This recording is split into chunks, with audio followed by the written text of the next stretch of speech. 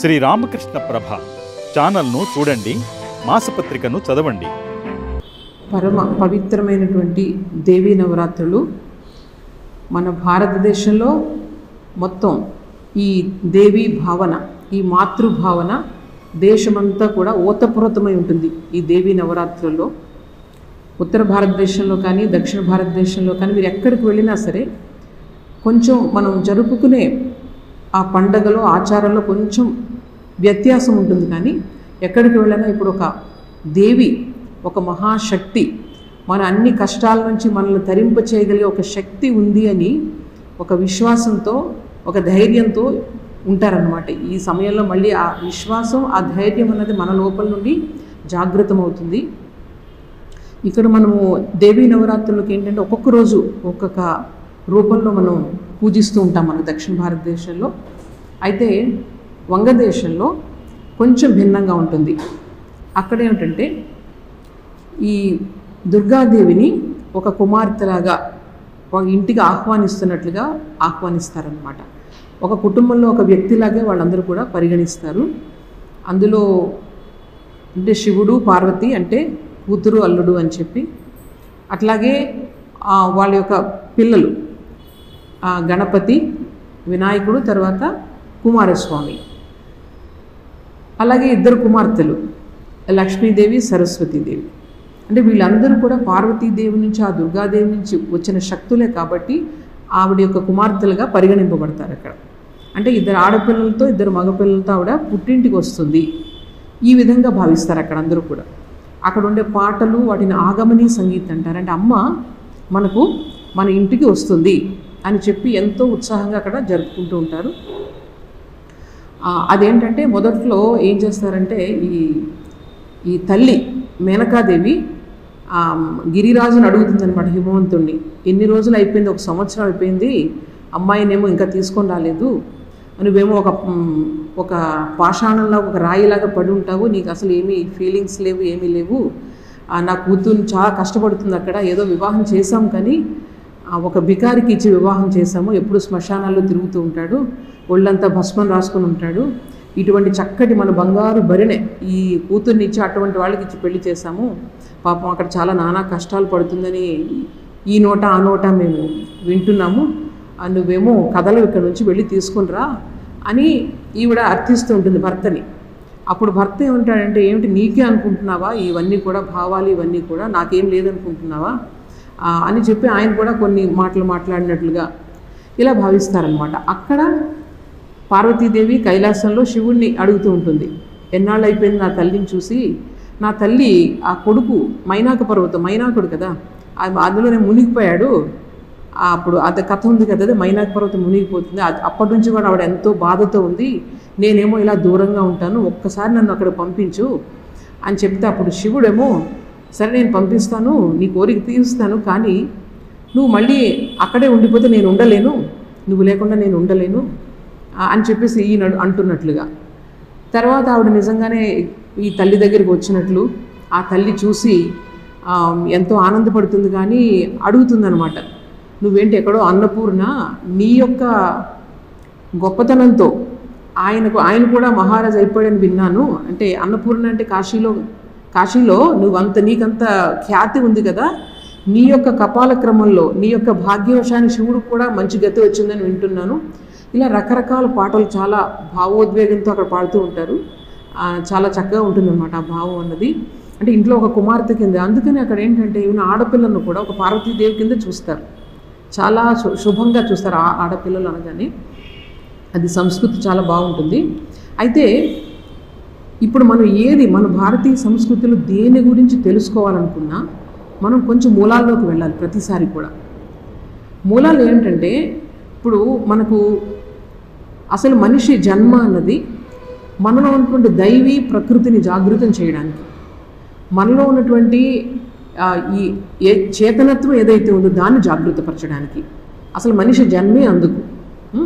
ఈ మనిషి జన్మ ఎందుకంటే మనకు ఒక అవకాశాన్ని ఇస్తుంది, ఈ పరిణామంలో ఇంకా ముందుకు వెళ్ళి మనం దైవంతో సమానము అనే భావం మనం తెచ్చుకోవచ్చు అన్నమాట. ఎన్ని కష్టాలు వచ్చినా, ఎన్ని నష్టాలు కలిగిన జీవితంలో మనలో ఉన్నటువంటి దైవీ ప్రకృతి మనల్ని ఎప్పుడు కూడా ఆనందంగా ఉంచగలుగుతుంది. ఇది మన ఋషులు కనుక్కున్నారు. ఋషులు కనుక్కొని వాళ్ళకు కలిగిన ఆనందాన్ని, ఆ జ్ఞానాన్ని మన అందరికీ పంచడానికి రకరకాల భావాలను మనకి ఇచ్చారన్నమాట. కొన్ని వేల రకాల భావాలు ఉన్నాయి, కొన్ని వేల రకాల మార్గాలు ఉన్నాయి మనకి. వీటన్నిటిలో కూడా మనం ఎప్పుడు మూలాల్లోకి వెళ్ళాల్సింది ఎక్కడికంటే ఉపనిషత్తుల్లోకి వెళ్ళాలి. ఉపనిషత్తుల్లో ఏం చెప్తుందంటే భగవంతుడు అంతా కూడా పరివ్యాప్తమై ఉన్నాడు. భగవంతుడు అంతా పరివ్యాప్తమైన భగవంతుడిని మనం ఏంటంటే దాన్ని మనం జీవితంలో తెలుసుకోవాలి. ఇది మనకు ఉపనిషత్తులో చెప్పబడి ఉందన్నమాట. అయితే దాన్ని ఎలా తెలుసుకోవాలి, దానికి రకరకాల మార్గాలు మనకు చెప్పారు. అందరికీ కూడా అంతా కూడా భగవంతుడు ఉన్నాడు, ఈ చెట్టులో ఉన్నాడు, పుట్టలో ఉన్నాడు, ఇవన్నీ చెప్తే అర్థం కాదు దాన్ని ఎలా తెలుసుకోవాలని. అందువల్ల ఏం చేశారన్నమాట, మనకు రకరకాల కథల ద్వారా చెప్పారు. వాటిని పురాణాలు అంటారు. అంటే మనకు 198% ఈ పురాణాల ద్వారానే ఈ ఆధ్యాత్మికతను తెచ్చుకుంటారనమాట. అందులో కూడా ఎన్నో భావాలు ఉన్నాయి. అయితే ఏమిటంటే అవి కథల రూపంలో ఉన్నాయి. ఇది మన ఈరోజు దేవీ భాగవతం అంటామే, దానిని అది మార్కండేయ పురాణంలో ఉంది. మార్కండేయ పురాణంలో అంతర్గతంగా ఉంది. ఇక్కడ కాలం మనం కేవలం మన కొన్ని సంవత్సరాలు, కొన్ని వందల సంవత్సరాలు, కొన్ని వేల సంవత్సరాలను మాత్రం చెప్పగలం కాలాన్ని. కానీ పురాణాల్లో కల్పాల్లో చెప్తారు. కొన్ని యుగాలు కలిపితే ఒక కల్పం ఉంటారు. ఇప్పుడు మన ఈ పురాణంలో దేవీ భాగవతంలో చెప్పినది కూడా కొన్ని కల్పాలు, ఒక్కొక్క కల్పంలో ఒక్కొక్క జరిగిన కథలు ఇవన్నీ కూడా. అంటే ఎప్పుడైతే ఈ రాక్షసులు ఈ దేవతల్ని అధిగమించి వాళ్ళని ఓడించి ముల్లోకాలను కూడా వాళ్ళ ఆధిపత్యం సంపాదించారో అప్పుడు వీళ్ళందరూ కూడా దేవతలందరూ కూడా బ్రహ్మదేవుడి దగ్గరికి వెళ్ళడం, మళ్ళీ బ్రహ్మదేవుడేమో అక్కడ విష్ణుమూర్తి దగ్గరికి వెళ్ళడం, వెళ్ళి మొరపెట్టుకోవడం. ఇట్లా ఉంది, ముల్లోకాల్లో కూడా వాళ్ళు ఇంత పట్టి పీడిస్తున్నారు అని చెప్పడంతో అప్పుడు వాళ్ళ నుంచి ఒక దైవీ శక్తి రావడం, ఆ శక్తి మొత్తం అసురులందరినీ కూడా నాశనం చేయడం. ఇవి ఈ భాగవతంలో, ఈ దేవి భాగవతంలో ఉండే కథ అనమాట.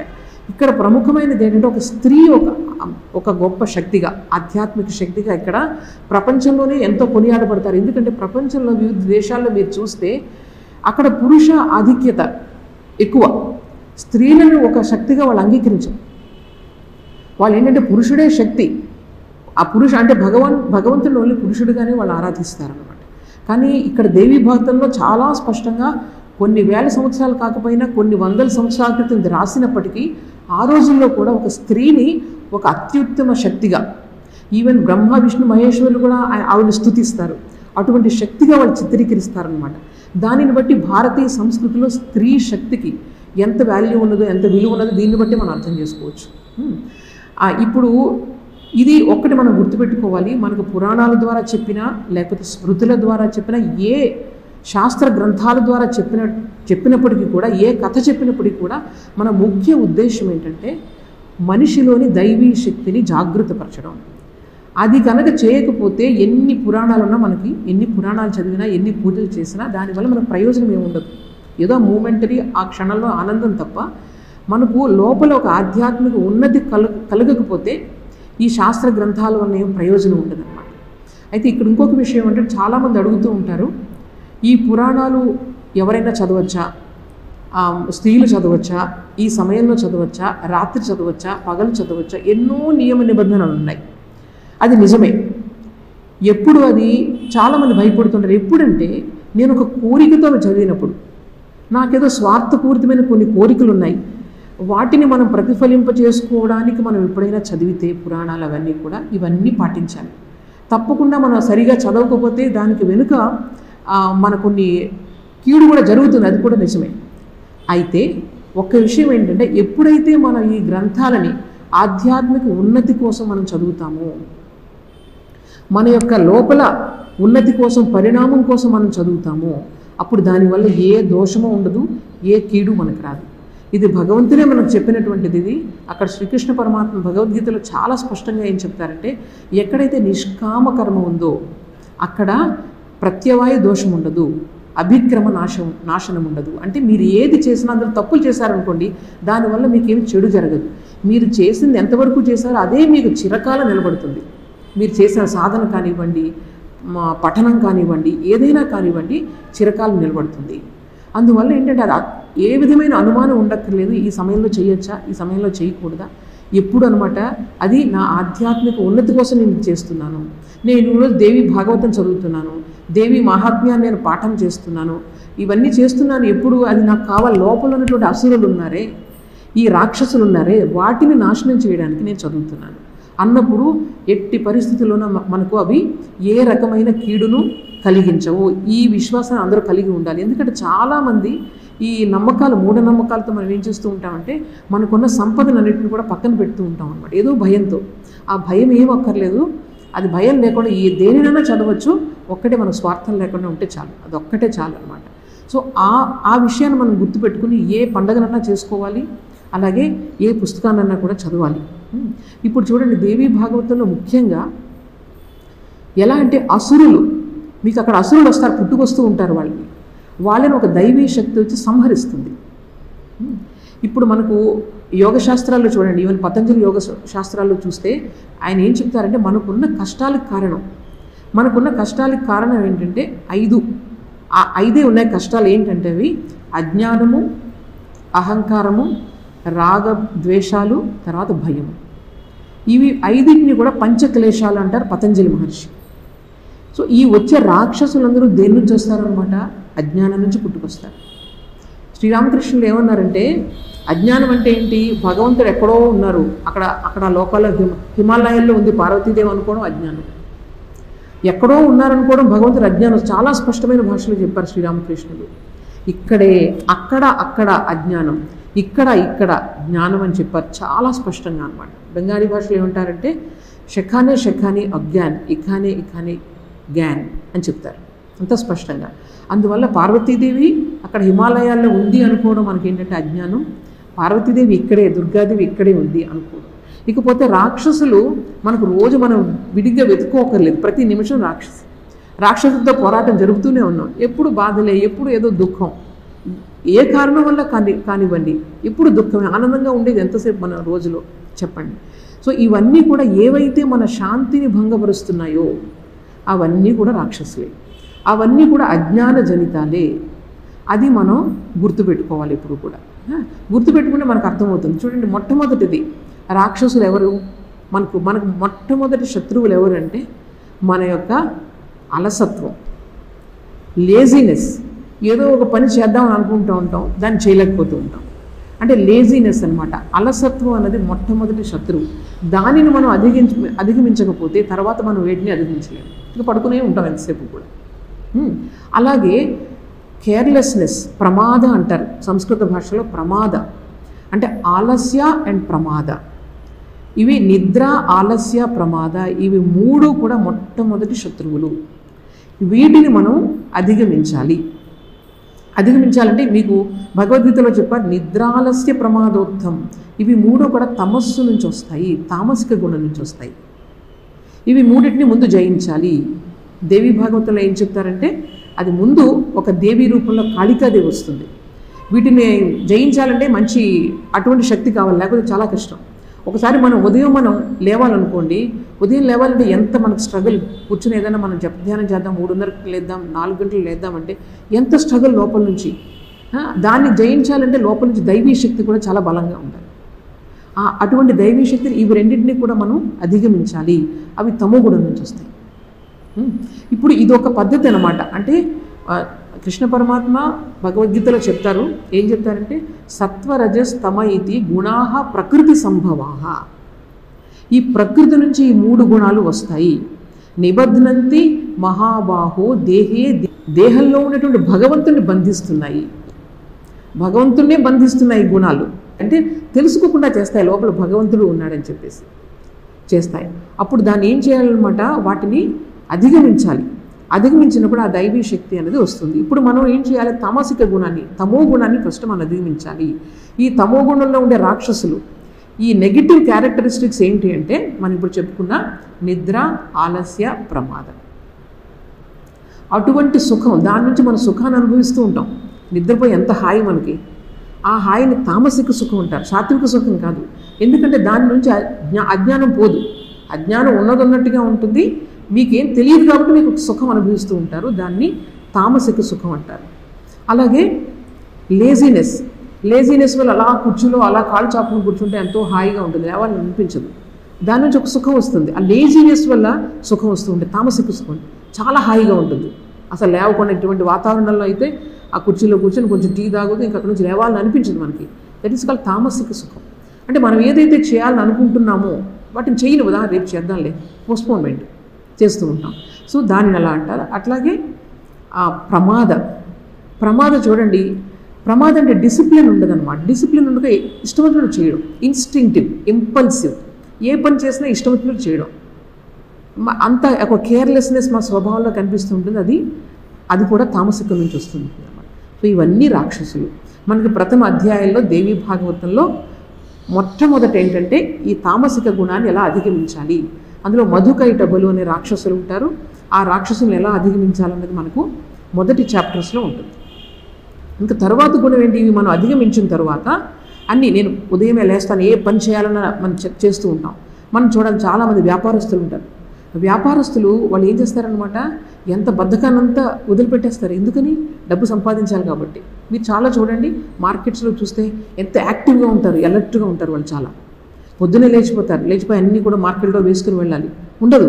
అక్కడ ఏం చేస్తారు, మనకు ఒక కోరిక, ఒక డబ్బు సంపాదించాలి, నేను జీవితంలో ఇంకా పైకి రావాలంటే ఈ డబ్బును సంపాదించి అందులో పేరు ప్రతిష్టలు తెచ్చుకోవాలి, ఇట్లా ఒక కోరికతో వాళ్ళు చేస్తూ ఉంటారు. అది రజోగుణం యొక్క క్యారెక్టర్. రజోగుణం యొక్క క్యారెక్టర్ ఏంటంటే చాలా అహంకారం అన్నది చాలా ఎక్కువగా ఉంటుంది. ఈ అహంకారం యొక్క లక్షణాలు అంటే ఈ దేహంతో ఏదైతే గుర్తింపు తెచ్చుకున్న అహంకారం, నేను భగవంతుని స్వరూపుణ్ణి అనే అహంకారంలో దోషం లేదు. కానీ నేను ఫలానా వాడిని, నేను ఫలానా అమ్మాయిని, నేను ఇంత చాలా బాగుంటాను, ఇంత బాగా చదువుతాను, ఇంత మంచి ఉద్యోగం చేస్తున్నాను, ఎదుటివారి కంటే నేను చాలా గొప్ప అన్న భావం ఎక్కడైతే వస్తుందో అది రాజసిక లక్షణం. నాలో కొన్ని లక్షణాలు ఉన్నాయి, నాలో నేను బాగా చదువుతాను, అంతవరకు పర్వాలేదు, కానీ ఎదుటి వాళ్ళకన్నా నేను గొప్ప, ఈ ప్రైడ్ ఎక్కడైతే ఉందో అక్కడ అది రాజసిక లక్షణం, అది రజోగుణం అన్నమాట. ఆ రజోగుణం ఎప్పుడు కూడా మిమ్మల్ని రెస్ట్లెస్గా ఉంచుతుంది. ఏదో చెయ్యాలి, ఏదో సంపాదించాలి, ఇంకా ఎంతసేపు మీకు ఇంక ఎంత చేసినా ఏదో చేయాలి, ప్రశాంతత అన్నది లేదు. అది రజోగుణం నుంచి ఉంటుంది. ఆ రజోగుణాన్ని అధిగమించడం ఇంకా కష్టం. ఆ రెస్ట్లెస్ మైండ్ని మన అర్జునుడు భగవద్గీతలో చెప్తాడు అన్నమాట, చాలా కష్టం. అసలు ఇటువంటి ఎలా ఉందంటే ఒక వాయువుని పట్టుకొని గాలి వీస్తుంది, ఆ గాలి వీచే వాయువుని పట్టుకోవడం ఎంత కష్టం, అంత కష్టంగా ఉంది మనసుని. కృష్ణ నేను చేయలేకపోతున్నాను, మహావీరుడు ఆయన, రజోగుణం బాగా ఉంది, క్షత్రియుడు, ఎప్పుడు ఏదో చేయాలి అని చెప్పేసి. ఎందుకంటే అక్కడ రెస్ట్లెస్నెస్ ఉంది. కానీ ఏదో పని చేయాలి, వీళ్ళని జయించాలి, వాళ్ళని జయించాలి, నన్ను అందరూ కూడా కీర్తిమంతులు అనుకోవాలి, వాళ్ళకన్నా గొప్ప. అర్జునుల్లో ఈ రజోగుణం ఎక్కువగా ఉంది. అందుకని అతను చెప్తున్నాడు, కృష్ణుడి దగ్గర అసహాయుడే చెప్తున్నాడు ఏంటంటే, నేను చాలా కష్టంగా ఉంది ఈ మనసును జయించడం అని చెప్తే కృష్ణ పరమాత్మ చెప్తారు, కరెక్టే నువ్వు చెప్పేది, కానీ దీనికి అభ్యాసం ద్వారా చేయాలి, ప్రాక్టీస్ చేయాలి, వైరాగ్యం ఉండాలి. కొంచెం వైరాగ్యం అంటే ఎంతసేపు మీకు ప్రపంచాన్ని పట్టుకొని మీకు ఉంటే మీకు రెస్ట్లెస్గానే ఉంటారు. కొంచెం విరాగం, డిటాచ్మెంట్ అని ఉండాలి. మీరు ఎక్కడున్నా సరే, మనుషులతో కానీ వస్తువులతో కానీ ఒక స్థలంతో కానీ ఏముండాలి, డిటాచ్మెంట్ ఉండాలి. కొంచెం ఆ డిటాచ్మెంట్ ప్లస్ అభ్యాసం, ప్రాక్టీస్ వల్ల నువ్వు నీ మైండ్ని కంట్రోల్ చేసుకోగలవు అని చెప్పి కృష్ణ పరమాత్మ చెప్తారు. ఇక్కడ మీకు ఈ మహిషాసురుని దేవి వధిస్తుంది. ఆ ఎన్ని రూపాల్లో వస్తాడు అతను. ఒక్కసారి మళ్ళీ మహిషుడి కింద మారిపోతాడు, ఒక్కొక్కసారి ఏనుగు కింద మారిపోతాడు. ఆవిడ ఒక రూపంలో చంపుతూ ఉంటుంది, మళ్ళీ ఇంకో రూపంలో మారిపోతూ ఉంటాడు. అంటే అర్థం ఏంటనమాట, మన అహంకారం ఎన్ని రూపాల్లో ఉంటుందో మనం గుర్తించలేము. అదే రూపాల్లో మారుతూ ఉంటుంది. ఒక్కొక్కసారి ఒక్కొక్క శక్తితో వస్తూ ఉంటుంది. అది ఒక్కొక్కసారి ఏమో సింహంలా మారిపోతుంది. ఇలా రకరకాలుగా మారిపోతుంటే ఒక్కొక్కసారి ఒక్కొక్క ఆయుధంతో ఆవిడ చంపుతూ ఉంటుంది అనమాట. సో వీటన్నిటిని మనం గుర్తించాలి. మన అందరిలోనూ ఉన్నాయి. మనం ఈ జీవితాన్ని జీవిస్తున్నామంటే మాలో అసురులు లేరు అంటే అసురులు ఉన్నాయి కాబట్టి, అజ్ఞానం ఉంది కాబట్టి ఈ జీవితం వచ్చింది మనకి. లేకపోతే ఈ జన్మ రాదు మనకి. జన్మ ఉంది అంటే అజ్ఞానం ఉంది, అజ్ఞానం ఉంది అంటే అసురులు ఉన్నారు. నాలో ఒక అసురుడు చాలా బలంగా ఉంటాడు, నీలో ఇంకొక అసురుడు బలంగా ఉండొచ్చు. నా అసురుని నేను కనిపెట్టాలి. నా అశాంతికి కారణం నాలో ఉన్న ఒక అసురుని కనిపెట్టాలి. కనిపెట్టి ఆ అసురుని దేని ద్వారా నేను బంధించాలి, దేని ద్వారా దానిని మనం చంపాలి అన్నది మనం తెలుసుకోవాలి. ఎవరికి వాళ్ళే తెలుసుకోవాలి. ఎవరో వచ్చి నేర్పించరు. మనకు గురువులు ఉన్నారు, మహానుభావులు ఉన్నారు, కొంచెం మార్గం చూపిస్తాను, మీరు ఇలా వెళ్ళండి. మీకు మంత్రాన్ని ఇచ్చారు. ఆ మంత్రాన్ని ఉపయోగించడం మీకు తెలియాలి. అది తెలియకుండా మంత్రాన్ని ఏదో వాళ్ళు ఇచ్చారు కదా, దానివల్ల నాకు ఏం కాలేదు అనుకోకూడదు కదా. ఇచ్చిన దాన్ని మనం సాధన చేసే వంతు మనది కదా. ఈ విధంగా మనం చేసినప్పుడు మనలో ఉన్న అసురుల్ని మనం చంపుకుంటూ ప్రతి నిమిషంలో మన ఆలోచనలు మనం గమనిస్తే మనలో దేని ప్రభావం ఎక్కువగా ఉంది తెలుసుకోవచ్చు. మనకు చెప్పారు, శాస్త్రాల్లో చెప్పారు, కామ, క్రోధ, లోభ, మోహ, మద, మాత్సర్యం ఇవన్నీ అసురులే. అలాగే ఇంకా భయం, ప్రతి నిమిషం భయమే, ఇవన్నీ అసురులే. అలాగే ఏదో కీర్తి కావాలనుకోవడం, ఎంతో కీర్తి ప్రతిష్టలు కావాలనుకోవడం, ఎన్నో పక్కలాడుతూ ఉంటాం. మనం రెస్ట్లెస్గా ఉండడానికి కారణాలు ఎన్నున్నాయి, అవన్నీ కూడా అసురులే అన్నమాట మనకి. సో వీటన్నిటినీ కూడా మనం గుర్తించాలి. అందుకని ఈ రజోగుణాన్ని దాటడం అన్నది చాలా అందుకని సంధి పూజ అంటారు. సంధిక్షణ, మహిషాసురుని మనం వధించినప్పుడు అది సంధి పూజ అంటారంటే, అష్టమి నుంచి నవమికి వచ్చినప్పుడు ఆ సంధి పూజను చేస్తారనమాట. ఆ సమయంలో మనలో నుండి బలమైన రాక్షసుడు, ఈ అహంకారం ఏదైతే ఉందో దానిని మనలో ఉన్న దైవీ శక్తి ఎప్పుడైతే వధిస్తుందో మన జీవితంలో శుభక్షణం అనమాట. మైండ్లో రెస్ట్లెస్నెస్ అయినది ఎప్పుడైతే పోయిందో అప్పుడు నెమ్మదిగా తర్వాత వచ్చేది ఏంటనమాట, ఇవన్నీ కూడా సూక్ష్మమైనటువంటి ఉంటాయి. ఈ స్థూలంగా మేనిఫెస్టేషన్ ఉండదు మనలో, కోపం, రియాక్షన్, ఇవన్నీ రజోగుణ లక్షణాలు. ఈ రజోగుణ లక్షణాలను అధిగమించిన తరువాత ఇంకా స్ట్రగుల్ అంతా చాలా ఇంటర్నలైజ్, అది ఇంకా కష్టం, ఇంకా చాలా కష్టం, కానీ పైకి కనిపించదు. ఆ స్ట్రగుల్ మనకే తెలుసు. పైకి నేను చాలా శాంతంగానే ఉంటాను, కానీ లోపల మాత్రం ఇంకా ఉన్న సంస్కారాలు, పూర్వజన్మ సంస్కారాలు, ప్రారబ్ధ కర్మ, ఇవన్నీ కూడా అసురులు. అజ్ఞానం చాలా సూక్ష్మ రూపంలో ఉంటాయి అవన్నీ కూడా. ఈ తర్వాత అజ్ఞానం, తర్వాత అస్మిత, సటిల్ అహంకారం అంటారు దాన్ని. అక్కడ ఏంటంటే నేను చాలా మంచివాడిని, నేను అందరికన్నా బాగా సాధన చేస్తాను, నేను చాలా సాత్వికమైన స్వభావం ఉంది నాకు, వాళ్ళందరినీ చూసి, ఎవరైతే రాజసికంగా ఉన్నారో వాళ్ళందరినీ చూసి ఒక చిన్న చూపు చూడడం, వాళ్ళకన్నా నేను చాలా ముందుకెళ్ళిపోయాను, ఈ అహంకారం. నేను మంచివాడిని అనే అహంకారం చాలా సటిల్, దాన్ని ఇంకా దాటడం ఇంకా చాలా కష్టం. అందువల్లే సుఖ సంగేన బధ్నాతి, సుఖం ఒక సటిల్ సుఖం, నేను మంచివాడిని, నేను ఈ సుఖం, దానివల్ల వచ్చే అంతరిక సుఖం ఉంది, నేను గొప్పవాడిని, నేను సాధువుని. అదే అంటారు ఒక స్వామీజీ, ఏమంటారంటే, నేను సాధువుని అన్న అహంకారం, నేను గృహస్థిని అన్న అహంకారం కన్నా, నేను ఒక మంచి గృహస్థిని అన్న అహంకారం చాలా ఎక్కువ అన్నమాట. దాన్ని దాటడం చాలా కష్టం. అర్థమైందా? ఈ సటిల్ అహంకారం, సూక్ష్మ అహంకారం ఇంకా చాలా కష్టం. ఈ స్ట్రగుల్ అంతా పైకి నేను బాగానే కనిపించిన, లోపల ఈ స్ట్రగుల్ అంతా ఇంకా ఉంటుందన్నమాట. ఒక సాత్విక శక్తి అక్కడ కావాలి. ఆ సాత్విక శక్తి కావాలంటే అది మహాసరస్వతి అని అంటారు. అక్కడ ఆవిడ జ్ఞానప్రదాయిని కదా, అక్కడ సరస్వతి రూపంలో ఆవిడ ఆవిర్భవిస్తుందన్నమాట. ఆవిడ నుంచి, ఆ సాత్విక శక్తి నుంచి ఎన్నో శక్తులు మళ్ళీ ఉద్భవిస్తాయి. సప్త మాతృకలు ఉంటారు, రకరకాల శక్తులు ఆవిడ నుంచి ఉద్భవించి ఈ అక్కడుండే రాక్షసులు ఇంకా బలవంతులు, వచ్చే కొద్ది ఇంకా బలవంతులు వాడు రాక్షసులు.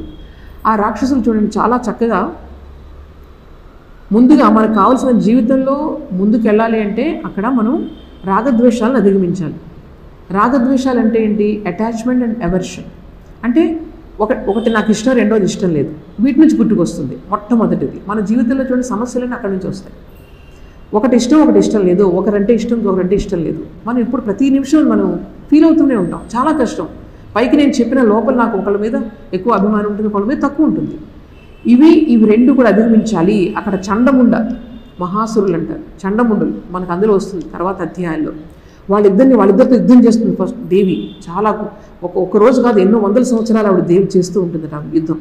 వాటన్నిటినీ కూడా, అంటే ఇన్ని జన్మలు ఎత్తాలి మనం వాటన్నిటినీ అధిగమించాలంటే, ఒక జన్మలో వచ్చేది కాదు. చాలామంది అపోహ ఏంటంటే, నేను కొంచెం సాధన చేస్తున్నాను, అందరికన్నా ఎక్కువ నేను భగవంతుని తలుచుకుంటున్నానంటే నాకు మొత్తం ముక్తి వచ్చేస్తుంది, నాకు భగవంతుడు వచ్చి నాకు ముందు నిలబడతాడు అనుకుంటారు. చాలా అపోహ అది. ఎన్నో వందల జన్మల సంస్కారాలు మనం కూడబెట్టుకుని అవన్నీ లోపల అవశిష్టాలుగా లోపల పేరుకుపోయాయి అనమాట. లేయర్స్ ఆఫ్ లేయర్స్ పేరుకుపోయాయి. వాటన్నిటిని ఒక జన్మలో 4 జపం చేస్తే ఎలా పోతాయి అవి? అవన్నీ ఎన్నో జన్మలు మళ్ళీ చేస్తాను. అందుకని దేవి భాగవతంలో, ఏ భాగవతంలో వచ్చినా వాళ్ళు ఎప్పుడు 5000 సంవత్సరాలు యుద్ధం చేశారని చెప్తారు. మహావిష్ణువు 5000 సంవత్సరాలు యుద్ధం చేశారట మధుకైటబులతో, ఈ తామసిక ఆ శక్తుల్ని అధిగమించడానికి 5000 సంవత్సరాలు. దాన్ని బట్టి ఆలోచించండి ఎన్ని జన్మలు మనం ఎత్తాలి అవన్నీ చేయడానికి. అందుకని ప్రతి నిమిషం కూడా ఓపికగా, ఓర్పుతో మనం ఏం చేయాలన్నమాట, ప్రతి నిమిషం మనం ముందుకెళ్ళడానికి ప్రయత్నించాలని, ఏదో ఇప్పుడే మనం ముందు అన్నీ వచ్చేయాలి, నాకు ఇంక జన్మ, ఇంక నాకు రాదు, నాకు ఇంక జన్మ అనుకోకూడదు. అది నిజంగా భగవంతుడి కృప ఉంటే ఈ ముహూర్తంలోనే ఇవ్వచ్చు. ఆయన కృప ఉంటే కనుక, దానికి నేను నిజంగా ఎలిజిబుల్ అయితే కనుక ఆయన ఈ ముహూర్తంలోనే ఇస్తాడు. కానీ ఆయన యొక్క కృప పొందడానికి నేను చేస్తూనే ఉండాలి నా ప్రయత్నం అనేది ఏమీ ఆశించకుండా. అలా చేస్తూ ఉంటేనే మనకు ఆ నెమ్మదిగా ఆ రాక్షసులు ఈ అసురిక శక్తులన్నీ మన నుంచి బయటకు వస్తూ ఉంటాయి. దైవీ శక్తి అనేది జాగృతమవుతూ ఉంటుంది. దాని తర్వాత ఇంకొక రక్తబీజ అనే రాక్షసుడు ఉంటాడు అందులో. ఇది చాలా సింబాలిక్ చూడండి. రక్తబీజుడు అంటే ఏంటి? ఒక బొట్టు, ఒక చిన్న చుక్క రక్తం కింద పడితే ఏదైనా తగిలి దాని నుంచి మళ్ళీ పుట్టుకొస్తూ ఉంటారనమాట. ఎన్ని చుక్కలు అన్ని మంది అంత బలం ఉన్నటువంటి మళ్ళీ రాక్షసులు పుట్టుకొస్తూ ఉంటారు. ఇవి చూడండి, దీనికి 2 రకాలుగా మనం సింబాలిక్గా తీసుకోవచ్చు. ఒకటి కోరిక, ఇంకా కొంచెం ముందుకెళ్తే కనుక ఆలోచన. ఒక కోరిక నుంచి ఇంకో కోరిక పుట్టుకొస్తూ ఉంటుంది, ఇంకో కోరిక పుట్టుకొస్తూ ఉంటుంది. నాకు ఈరోజు ఏమనుకుంటాము, నాకు ఒక మంచి వ్యక్తితో వివాహం అయితే మంచిదే ఒక కోరిక కోరుకుంటాం, బాగానే ఉంది. అక్కడ వివాహం అయిన తర్వాత ఒక మంచి ఇల్లు కట్టుకుంటే బాగుంటుంది, లేకపోతే ఇది సంపాదిస్తే బాగుంటుంది, అది సంపాదిస్తే బాగుంటుంది, ఇంకా తర్వాత పిల్లలకి ఇది. ఒక కోరిక నుంచి ఎన్ని కోరికలు పుట్టుకొస్తూ ఉంటాయి. ఇంకా మనం సూక్ష్మంగా వెళ్ళాలంటే ఆలోచన ఒకసారి ఆలోచించండి. మనం అలాగ ఒక చెట్టును చూసాం అనుకోండి, అలా ఒక చెట్టును జస్ట్ చూసామంతే. ఆ చెట్టు నుంచి మొన్న ఎప్పుడో చూసిన వేరే చెట్టు గుర్తు వస్తుంది, దాని నుంచి వచ్చిన మళ్ళీ వేరే పువ్వులు గుర్తు వస్తాయి, ఆ పువ్వులు పెట్టుకుని ఒక అమ్మాయి గుర్తుకు వస్తుంది. ఇలాగ ఒక ఆలోచన నుంచి ఇంకొక ఆలోచన నుంచి ఆలోచన. మీరు ఒక 5 నిమిషాలు కళ్ళు మూసుకొని కూర్చోండి, గమనించండి ఆలోచన ఎలా వెళ్తుందని. పుట్టుకొస్తూనే ఉంటాయి. ఆ ఆలోచనని మనం ఆపాలంటే, దాని మైండ్ని మనం ఆపాలంటే మనం ఏం చేయాలి? ఎంత బలమైన శక్తి కావాలి. అదొకసారి మీరు దేవి భాగవతంలో చూడండి. చివరి అధ్యాయాల్లో ఆ రక్తబీజుడిని చంపడానికి ఈ పార్వతీదేవి, అంబికాదేవి ఆవిడ దగ్గర ఉన్న శక్తులన్నింటినీ పిలిచి, ఇదిగో నేను శూలంతో పొడుస్తాను, నేను చంపినప్పుడు కింద ఒక్క రక్తం పడకుండా కాళికాదేవి చెప్తుంది, నువ్వు తాగేసేయి వెంటనే, ఒక్క బొట్టు కూడా కింద పడకూడదు. ఇలాగ అందరి దేవీల శక్తులు కూడా ఆవిడ అపాయింట్ చేస్తుంది అక్కడ. అంటే మనసులో ఆలోచనలు మనం కంట్రోల్ చేయడానికి ఎంత జాగ్రత్తగా ఉండాలి, ఎంత జాగరూకతతో ఉండాలి. ఒక్క బొట్టు కూడా మనం చంపినప్పుడు ఒక బొట్టు కూడా కింద పడకుండా ఉండాలంటే ఎంత అలర్ట్గా ఉండాలి మనం. సో ఈ విధంగా ఏంటంటే ఎంతో సింబాలిక్గా ఉంటుందన్నమాట ఇదంతా కూడా మన లోపల. అందుకనే ఎన్నో భాగవతాలు ఉన్నప్పటికీ మనకు భగవద్గీతకు ఎంత విలువ ఉందో మన భారతీయ సంస్కృతిలో. ఈ దేవి అంటే ఎక్కడైతే శాక్తులు ఎక్కడైతే ఉన్నారో అక్కడ దేవీ భాగవతానికి అంతటి శక్తి ఉందన్నమాట. అంతటి శక్తి ఉంది. ఎందుకంటే మనలో నిజంగా దాన్ని చదివితే, ఒక భావంతో చదివితే ఎంతో శక్తివంతమైనది. మన ఏ భావం తెలియకపోయినా అది దాన్ని పారాయణం చేస్తేనే మొత్తం మన ప్రాబ్లమ్స్ అన్నీ కూడా మనలో ఒక శక్తి జాగృతమవుతుందని చాలామంది అనుభూతి చెందారనమాట. ఆ దేవీ శక్తి అలా ఉంటాయి, ఎంతో శక్తివంతంగా ఉంటాయి శ్లోకాలను. రేపటి నుంచి మనం పారాయణం చేస్తాం, పారాయణం చేస్తే ఎంతో శక్తి మనకు వస్తూ ఉన్నట్టు అనిపిస్తూ ఉంటుంది అనమాట. అంత చాలా బలమైన అది శాస్త్రం అనమాట అది. దీనిలో ఏంటంటే ఈ భావాలు మనం గుర్తుపెట్టుకుంటూ ఈ ప్రథమ అధ్యాయాలన్నీ కూడా తామసిక శక్తిని అధిగమించడానికి, మధ్యలో ఉన్న అధ్యాయాలన్నీ కూడా రాజసిక శక్తిని అధిగమించడానికి, రాజసిక శక్తిని అంటే ఆ విధమైన రాక్షసుల్ని, ఆ తర్వాత చివరన్నీ కూడా ఈ సాత్వికంగా ఉన్నటువంటి అవి చివరికి వచ్చేటప్పుడు శుంభ నిశుంభులు అంటారు. ఈ శుంభ నిశుంభులు ఎవరంటే, శుంభుడు అజ్ఞానం నుంచి ఇవన్నీ పుట్టుకొస్తూ ఉంటాయి. దానిని చివర అనమాట మనం వధించాల్సిందే అజ్ఞానం. ఆ అజ్ఞానాన్ని ఎప్పుడైతే మనం నాశనం చేశామో మిగిలిన ఇంక ఏ రాక్షసులు రావు. మన చక్కగా మన యొక్క ఆ దైవీ శక్తి, ఆ విష్ణుమూర్తి మనకి ఇక్కడ మొట్టమొదటి దేవీ భాగవతం మొదలవుతుంది. ఏమిటంటే విష్ణుమూర్తి ఆయన పడుకుని ఉన్నారు, నిద్రలో ఉన్నారు, యోగ నిద్రలో ఉన్నారు. యోగ నిద్రలో ఉన్నప్పుడు ఆయన నుంచి ఈ రాక్షసులు వచ్చారట. రాక్షసులు వచ్చి బ్రహ్మను చంపడానికి వాళ్ళు సమాయత్తమవుతున్నారు. బ్రహ్మను చంపడం అంటే ఏంటన్నమాట, బ్రహ్మదేవుడు ఎవరు? సృష్టికర్త అంటాం కదా, ఆయన నుంచి సృష్టి వస్తుంది. అంటే ఈ చైతన్యం నుంచి ఫస్ట్ ఈ సృష్టి అనేది వస్తుంది. ఆ సృష్టికర్తనే వాళ్ళు చంపడానికి వెళ్తున్నారు. అంటే అర్థం ఏంటో తెలుసా, మనలో ఉన్నటువంటి, నాకు అలా అనిపిస్తుంది, మనలో ఒక క్రియేటివ్ పవర్ ఉంటుంది ప్రతి వాళ్ళలో కూడా, ప్రతి మనిషిలో కూడా. అంటే ఒక సృజనాత్మక శక్తి అంటారే, ఒక్కొక్కరిలో సంగీతం. ఆ సంగీతం కొంతమందికి ఎందుకు వస్తుంది, ఆ సరిగమ పదని ఆ జ్ఞానం కొంతమందికి ఎందుకు వస్తుంది, మీలో ఆ సృజనాత్మక శక్తి ఆ రూపంలో బయటకు వస్తుంది అనమాట. కొంతమంది బాగా ఆడగలుగుతారు, కొంతమంది శాస్త్రాలు బాగా అర్థం చేసుకోగలుగుతారు. ఇలా ప్రతి మనిషిలో కూడా ఏదో ఒక సృజనాత్మక శక్తి ఉంటుంది. ఆ సృజనాత్మక శక్తిని ఈ తామసిక శక్తి అణిచి ఉంచుతుంది. మీలో ఉంది, పాటలు పాడే శక్తి ఉంది, దాన్ని మీరు ఎప్పుడు పడుకుని ఏం సాధన చేయలేదనుకోండి, ఏమవుతుంది? అది అలా పడుకునే ఉంటుంది అది. అందువల్ల మనలో ఉన్నటువంటి క్రియేటివ్ శక్తి ఏదైతే ఉందో ఈ తామసిక శక్తి అనేది వాటిని అణిచి ఉంచుతుంది అనమాట. అప్పుడు చూడండి, ఎప్పుడైతే ఈ బద్ధకం ఇవన్నీ పోయాయో, కేర్లెస్నెస్ పోయిందో, ఒక క్రమశిక్షణ జీవితంలోకి వచ్చిందో ఆ సృజనాత్మకత అనేది బయటకు వస్తుంది. అందుకనే ప్రతి వాళ్ళకి కూడా ఎవరిలో ఏ సృజనాత్మక శక్తి ఉందో దాన్ని మనం పోషించాలి, దాన్ని మనం ఎంకరేజ్ చేయాలి. అప్పుడే వాళ్ళు ఏంటంటే ఈ భగవంతుడికి దగ్గర అవుతారు. దాన్ని అణిచిపెట్టకూడదు ఎప్పుడు కూడా. మనకు టీచర్స్లో కూడా ఎప్పుడైతే మనం బోధన చేస్తున్నామో ప్రతి మనిషిలో ఒక సృజనాత్మక శక్తి ఉంటుంది. అందువల్ల ఈ ఆన్లైన్ టీచింగ్ వల్ల ఏం లాభం ఉండదు. ఆ ర్యాపోర్ట్ ఉండాలన్నమాట. వాళ్ళలో దాన్ని బయటికి తీసుకొస్తే వాళ్ళలో తొందరగా పరిణామం జరుగుతుంది, వాళ్ళలో ఉన్నటువంటి దైవీ శక్తి జాగృతం అవుతుంది.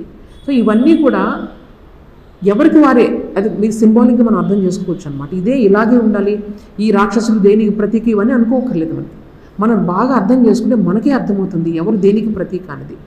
మనకి ఇష్టం వచ్చిన మనం ఇంటర్ప్రిట్ చేసుకోవచ్చు, అందులో తప్పేం లేదు.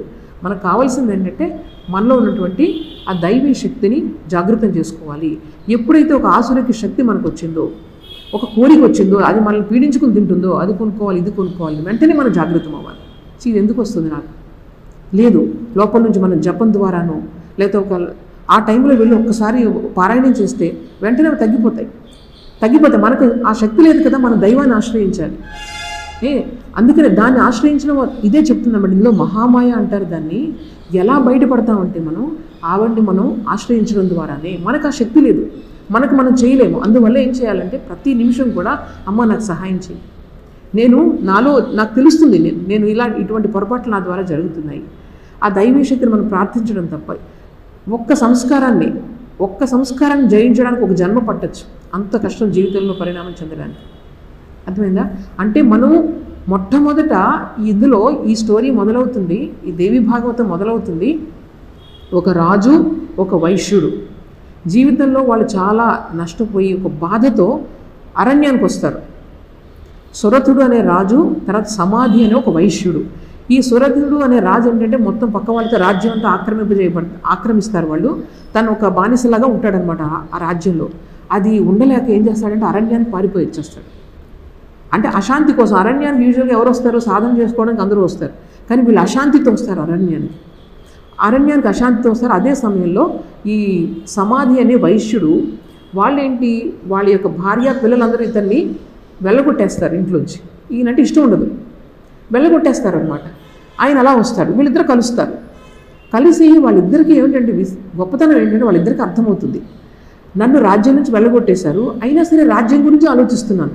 ఆ సైన్యాధికారులు ఎలా ఉన్నారు, లేకపోతే అక్కడ కోశాగారం ఎలా ఉంది, వాళ్ళేం చేస్తున్నారు, వీళ్ళేం చేస్తున్నారు, రోజంతా ఏ పనులు చేసేవారు, వాటి గురించి ఆలోచిస్తున్నాడు ఆయన. ఈయనేమిటి, భార్యా బిడ్డలందరూ వెళ్ళగొట్టేసినా సరే వాళ్ళు ఎలా ఉన్నారో, వాళ్ళు ఏదో తెలియక ఈ పని చేశారు, పిల్లలు ఎలా ఉన్నారో, భార్య ఎలా ఉందో అని ఆలోచిస్తున్నాడు. తనకు తెలియకుండానే ఇవన్నీ ఆలోచనలు వస్తున్నాయి. అప్పుడు అతనికి అనిపిస్తుంది, ఎవరైతే నన్ను వెళ్ళగొట్టారో వాళ్ళ గురించి ఎందుకు నాకు ఇంత మోహం. ఇది తెలుసుకోవడం జీవితంలో చాలా ముఖ్యమైనది. నేను మోహంలో ఉన్నాను, నేను బంధంలో ఉన్నాను అని తెలుసుకోవడం అనేది మనకు మొట్టమొదటి మెట్టు. నేను బాగానే ఉన్నాను, హాయిగానే ఉన్నాను కూడా అక్కడ ఇంకా అసలు మనకు చలనమే లేదు, ఈ జీవితంతో ఎలాగ వెళ్ళిపోతూనే ఉంటుంది. శ్రీరామకృష్ణులు ఏం చెప్పేవారంటే ఒంటి ఉదాహరణ చెప్పేవారు. ఒంటి ఏం చేస్తుంది, మనకి ఎడారిలో ఉంటుంది కాబట్టి ఆ ఎడారిలో ముళ్ళ ముక్కలే ఉంటాయి. ఆ ముళ్ళ ముక్కలు తింటూ ఉంటుంది. అక్కడ చిన్న చిన్న ఆకులు ఉంటాయి మధ్యలో, వాటిని తినడానికి ముళ్ళ కంచెల మీదకి వెళ్తుంది. ఆ ముళ్ళ కంచెలు ఏం చేస్తాయి, గుచ్చుకొని రక్తం వస్తూ ఉంటుంది. రక్తం వస్తే ఆ రక్తం టేస్ట్ చేస్తూ ఉంటుంది, మళ్ళీ అక్కడికే వెళ్తూ ఉంటుంది. అదైతే టేస్ట్గా ఉంది అనుకుంటూ ఉంటుంది అనమాట. అందువల్ల నేను ఆనందంగానే ఉన్నాను అనుకోను, అది ఇంక మనం అంతకన్నా తామసికత ఇది లేదనమాట. నేను ఒక బంధంలో ఉన్నాను, ఒక మోహంలో ఉన్నాను తెలుసుకోవాలి. ఉన్నప్పటికీ మనం ఎక్కడున్నప్పటికీ కూడా తెలుసుకోవడం జీవితంలో మొదటి పెట్టు. అక్కడ వాళ్ళిద్దరూ కూడా తెలుసుకుంటారు, కానీ దాని నుంచి బయటికి రాలేకపోతున్నారు. అప్పుడే మనం భగవంతుని ఆశ్రయించాలి, మహాపురుషుల్ని ఆశ్రయించాలి.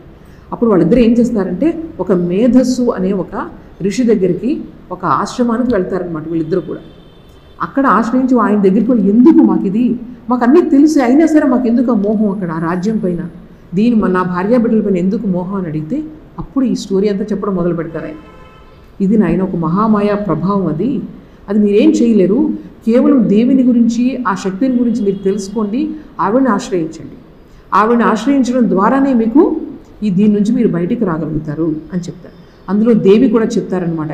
ప్రతిసారి కూడా ఆవిడ చెప్తారు, ఎవరైతే నన్ను ఆరాధిస్తారో, ఎప్పుడైతే వాళ్ళ కష్టాల్లో ఉన్నప్పుడు నన్ను ఎవరైతే జాగృతం చేస్తారో వాళ్ళందరికీ నేను సహాయపడతాను, వాళ్ళ కష్టాల నుంచి నేను బయటికి తీసుకొస్తాను అని అక్కడ అభయదానం ఇస్తారనమాట.